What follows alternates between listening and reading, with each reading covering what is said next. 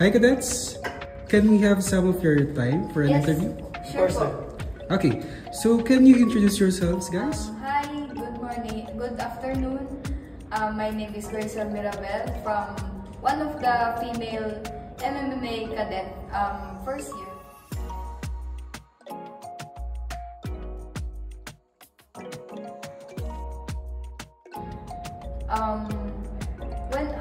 When I enter here an academy, kinakabahan.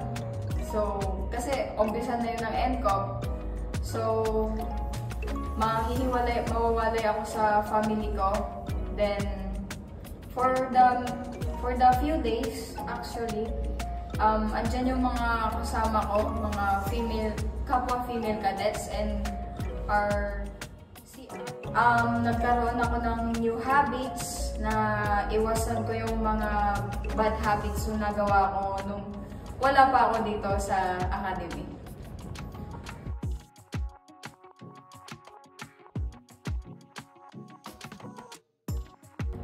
During tough days po, minsan mag-isa lang ako, minsan feeling mapapaiyak na lang.